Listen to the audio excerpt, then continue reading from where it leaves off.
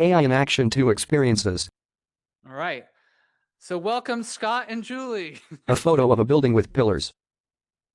Thank you, David. Can you hear me all right? Okay, great. I apologize. I'm going to be doing a little bit of reading. I'll look up now and then to see all your bright faces, etc. But yeah, so let's start this thing.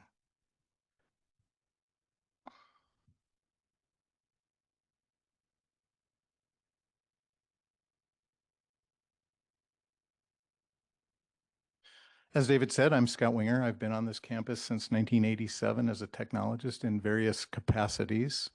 My favorite of all is working directly with customers, helping them solve their problems every day. Just love it.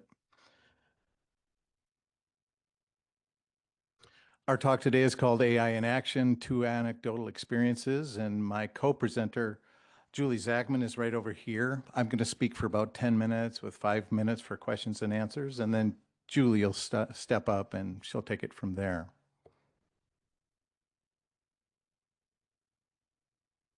Before we go on, echoing Lois, if there are any Universities of Wisconsin employees from other universities in attendance today, welcome. It's great to have you.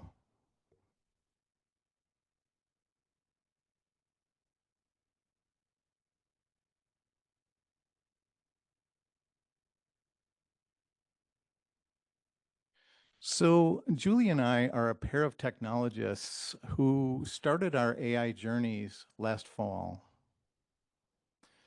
We were part of a group of four who were asked by Todd Schechter to explore ways to get more people on campus to use AI. That was our charge. And the result of that charge is Julie and I presenting here today. And tomorrow, our two colleagues that explored with us starting last fall, Dexter Fierro from UW-Stout, but now he works here at UW-Madison, and John Graham, who's a web operations manager for the College of Engineering. They'll be presenting tomorrow. And Julie and I have seen some of the amazing things that John and Dex can do with analytics as assisted by AI. And I think you'll be impressed when you watch their presentation tomorrow.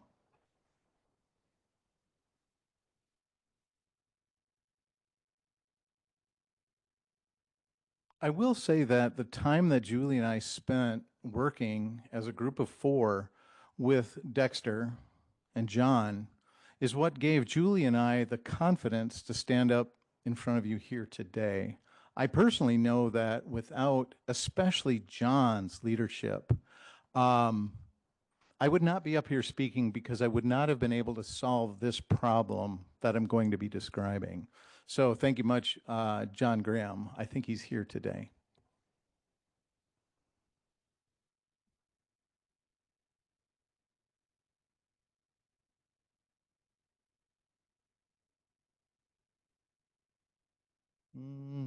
I'm trying to get that next slide. Maybe I have to click into it or something. I'm just trying to hit this key here. Slide text. Approximately 30 Windows users were down. Sad smiley. Okay, the scenario. A half dozen of us technologists were upgrading Windows computers from version 10 to Windows 11. But this wasn't our first rodeo. We'd done about 3 or 4 departments already. And in those exercises in the previous weeks, there were some things we had to learn on the fly, but they weren't too difficult. We were able to execute these upgrades, 20, 30, 50 machines at a time, with users on site, right there. We were able to upgrade those machines to Windows 11, and it wasn't a problem.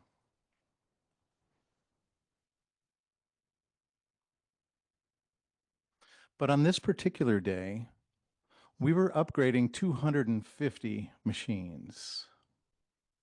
And we knew that a subset of those machines had encrypted C drives. And so we tested that. In our tests, the upgrades are flawless. They just worked. But there was a problem with our testing regimen. In particular, when we were testing these upgrades on these test machines, we were logged onto those machines as local administrators. Kind of a shout out to policy.wisc.edu, the official policy website for UW-Madison. You know, if you've not been there, get there. It's an important site. But per policy, people with encrypted hard drives have encrypted hard drives because they have sensitive information, protected information on those hard drives. And part of the policy that governs how that's done means that they cannot be local administrators. Which? How many? Oh, I need a PowerShell ace stat.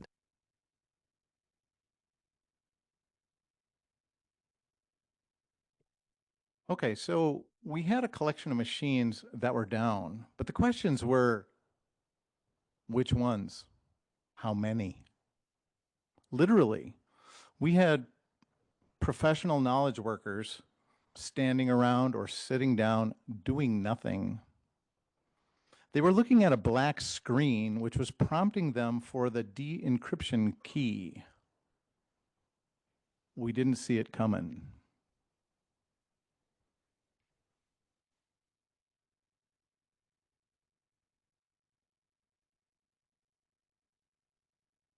Oh, is the slide saying yes? I need a PowerShell ace immediately, right? And that's kind of where we're going with this. Let me go to the next slide here. I think we're still in sync. Dun dun dun. Duh. Smiley face. Copilot. To the rescue. In less than 5 minutes.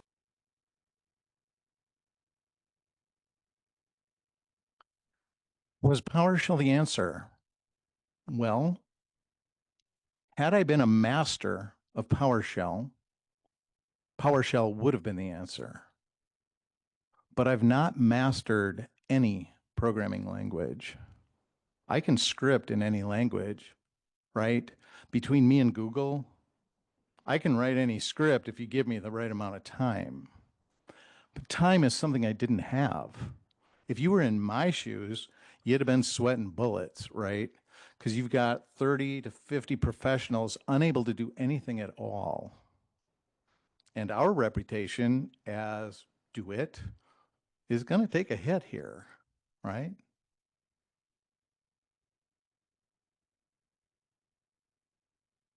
Oh, a little bit about PowerShell. PowerShell versus Python or something else, PowerShell was the only answer here. Why? Because Active Directory was central to everything. The computer accounts were in Active Directory, the user accounts were in Active Directory, etc. So I wasn't going to be scripting this in batch, or I wasn't going to be scripting this in Python or anything else. PowerShell was a tool.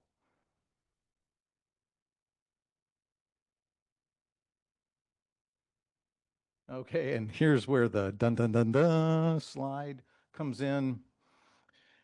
And my point is that PowerShell alone was not the solution because I wasn't good enough. It would have taken me, I don't know, an hour or two to write the script, and then I'd have to test it, etc., right? But I didn't have that.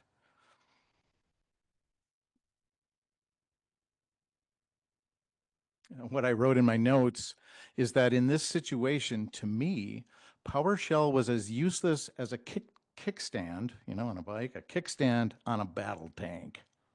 It wasn't going to help me, not alone.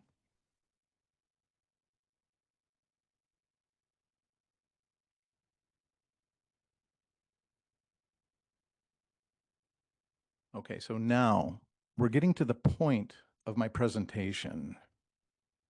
And the point of my presentation, the takeaway that I want you each to have, is I want you either to have already started your AI journey or start it this afternoon or tomorrow or right now. Because here's what happened in my case with Julie and John and Dex. Todd Schechter, Chief Technology Officer here, he charged us with figuring out a way how to evangelize AI use on this campus. And that meant that I was in weekly meetings with Julie and Dex and John and learning from them how to prompt an AI. So because of Todd's leadership, I already had a head start. And the key takeaway for this whole presentation is start your AI journey as soon as possible. The bottom line was I knew exactly how to prompt Copilot to get a script.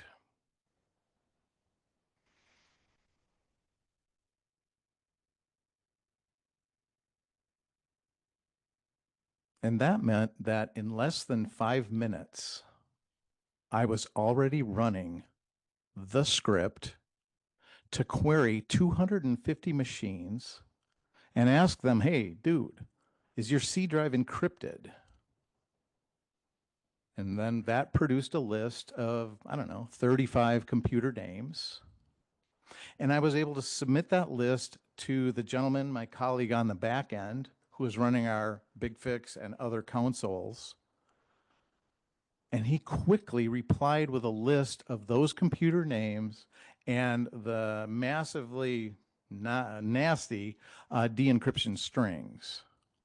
And so us boots on the ground, us 5 or 6 techs who were on site, instantly had on our phones every computer name and the de-encryption key that was needed. Copilot's script had 2 errors. Well, the same error twice.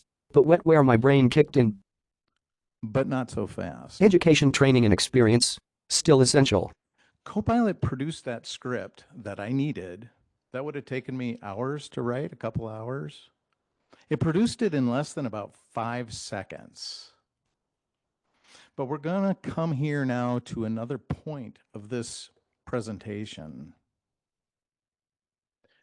Raise your hands, please. Has anyone in here ever heard of wetware? Do you know what that is? David, speak up. What's wetware? Your brain, absolutely. Here's the thing. I've been on this campus since '87. I've studied computer science here. I've taught IT out at Madison College for 8 years. So my brain, it was instantly able to spot 2 logical errors that Copilot made. And I'll show you what they are in a second. But the second takeaway here, well, I'll get to it at the end, but it's about you. And it's about you always pushing yourself so that every day you provide more value to this organization than you did the day before, right? So anyway, wetware, the brain. What do we got there? Copilot script had 2 errors, okay.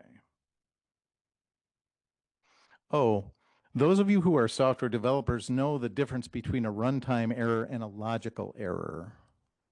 A runtime error is an error that'll stop the program from running, but what I had was PowerShell code that was syntactically correct.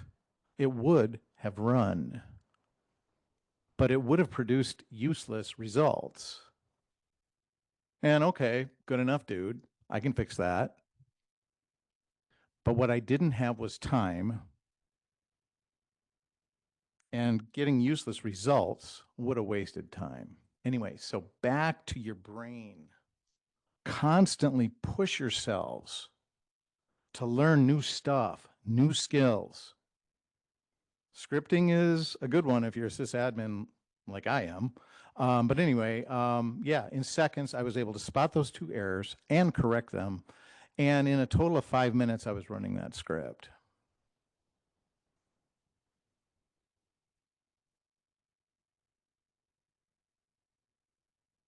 The script, a block of PowerShell code, is commented and indented. This is sort of the code Copilot produced. The actual PowerShell lines that you're seeing there are the actual code with my 2 corrections. And then I added comments. I'm kind of I'm a stickler for comments so that someone coming behind me can read what the script was doing.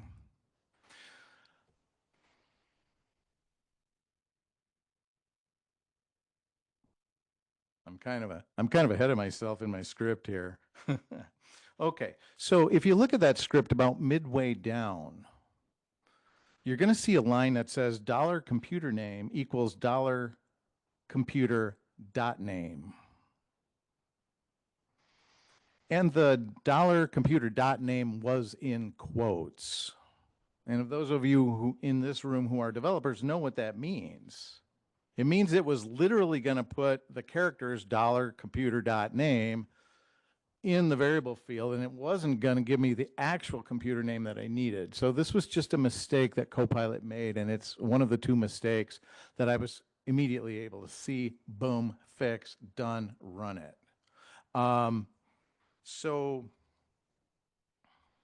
And there's a same error down a little lower. Am I already over time? Okay. My point is always develop yourself. Now it's your turn to go. So I missed the questions and answers.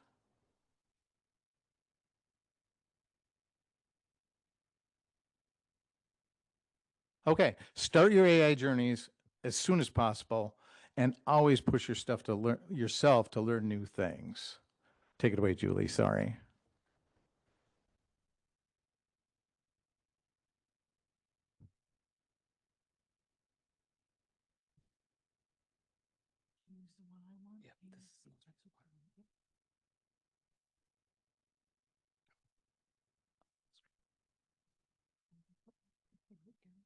Slide title, AI in Action. 2025 IT Pro Conf. Slide text, Julie Zachman. SMPH Information and Information Technology. I have to check. Yeah, okay, it works. Hi, everybody. I'm Julie Zachman. Wait a minute, it just disappeared. It did.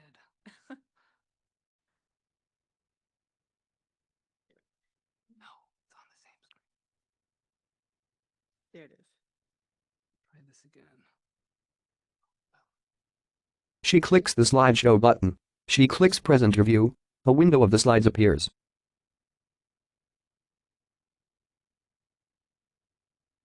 Oh, it switched. She hides the window and returns to Scott's presentation. Try this again. I'm gonna move you here. Text, Conference Centers. University of Wisconsin-Madison. Oh, come on.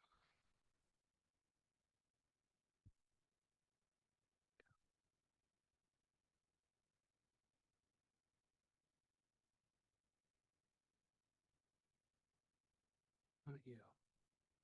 You want it.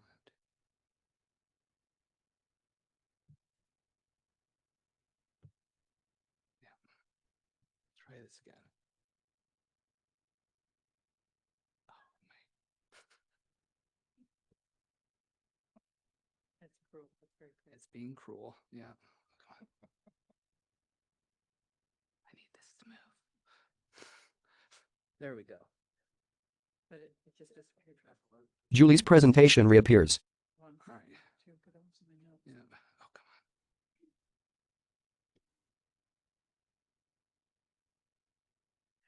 come on. Okay, that'll do. I can read my notes. All right, so AI in action, my anecdotal experiences. So this is meant for an audience of people who are develop or script or solve technical problems, but haven't used AI much to work to help them with that.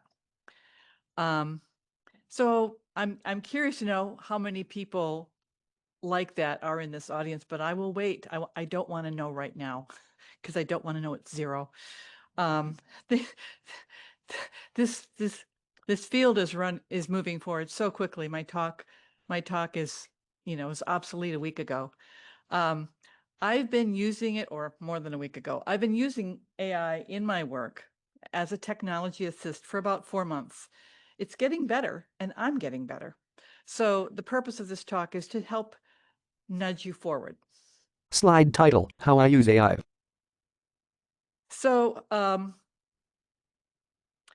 I'm going to present a few examples from my actual life, embarrassing in some cases as it may be, of how I've used AI, where I might have used Google in the past. It helps me to remember details and obviously to learn more faster. A complex move files command. So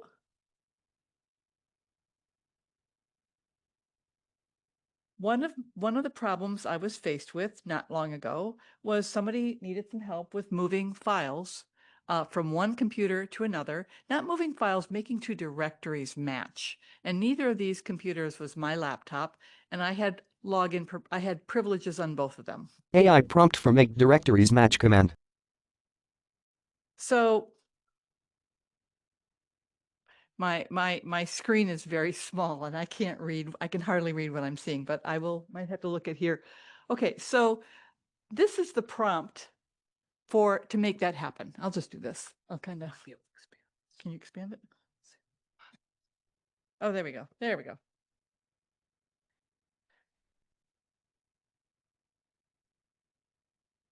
There we go. Okay, that's good. Yeah. So AI, help me copy files from a directory on remote system. You don't need to give the actual names as, as Scott found. You can give fake names, just remember to fill them in. In my case, I actually gave the specific names and logins so that I could cut and paste the command at the end. Slide title, less than a second later.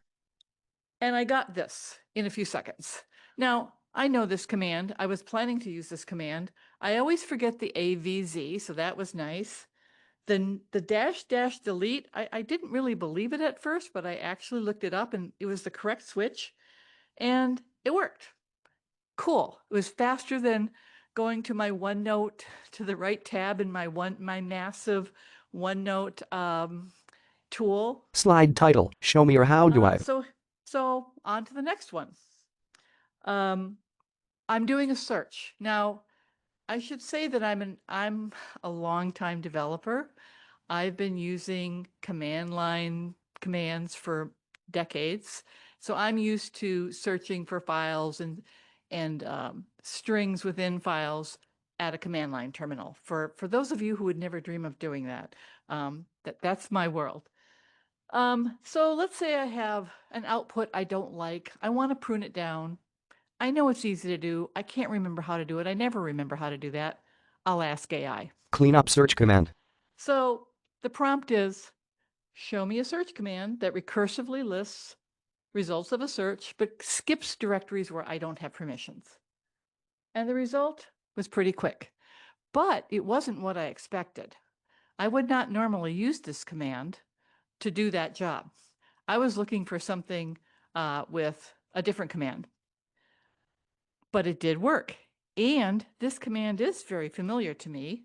I don't usually use it for this purpose, and I learned some new switches. Cool. Explain to me like I'm 5. Well, then for the next one. Have you ever been in a meeting where they talked about something that everybody seemed to understand, but you have no idea? And you feel kind of guilty and embarrassed, and you're thinking, I really am going to need to know this. I don't understand what they are saying. Slide title, still confused. And then somebody in the group kind of sees that you don't really understand, so they drop something helpfully in the chat, like those first 3 lines. Auth response, headers, X auth request. Yeah, this is what we're talking about. Okay. So what I did was I took what somebody had dropped in a chat, put some grammar on it, and asked an AI about it. Asked Copilot. And what I got was what's below, which breaks the rules for slides. It's very verbose, and this was 1/20th of what I got, and I didn't understand any of it. And at about this time, my internal 2-year-old was starting to cry and thinking, oh my God, what am I going to do? So, thinking no one was looking and not thinking I would ever put it on a slide, I did the following. I still don't understand. What is a header? Slide title: Don't tell anyone I wrote this. How do you send a header? I mean, I know what a header is, but this is a new usage of it, and I'm very literal, and it was really throwing me. Is it in a file? Is it in the URL? Is it in the HTML for display? Where is it? This is what I asked Copilot after asking the first thing. And what do my notes say? Oh, in my notes, I have what Copilot actually said. That's a fantastic question. It's totally normal to be confused. And it really helped. But you see the answer. It's a protocol. I understand protocols. I call myself a software engineer, but I'm really an engineer. Protocols make sense to me. So it didn't that doesn't answer everything, but it then said I could see the header in the browser's developer tools. I know how to do that too. And by the way, it gave fantastic instructions. I won't include them here, but if you ever want to learn that skill, Copilot will give you just chapter and verse on exactly what things to click in, say, for example, Chrome Inspect. And it still didn't solve my problem because I still needed to know how to access this stuff programmatically. That was the next question. It was an easy answer. I was like, oh, I knew that. I just didn't know that it was connected with all this other stuff. So what I want to say to you is, don't give up. When you ask a question of AI, if you don't get an answer that makes sense to you, that's fine. It'll be very nice to you about it. And you can say in very normal, even childlike English, that you don't understand and you need a more basic explanation. So my take-home points are that AI can help speed up finding complex solutions. It can fill gaps in your knowledge, and it restores memory. Thank you. Logo: University of Wisconsin-Madison. And I do want to ask for questions, but would people raise their hand if they happen to fit my audience target? People who oh, good. All right, more than one. I'm thrilled. Okay. All right. Are we out of time? We're out of time. All right, well, we're sitting over there. You can come and ask us questions. Thank you.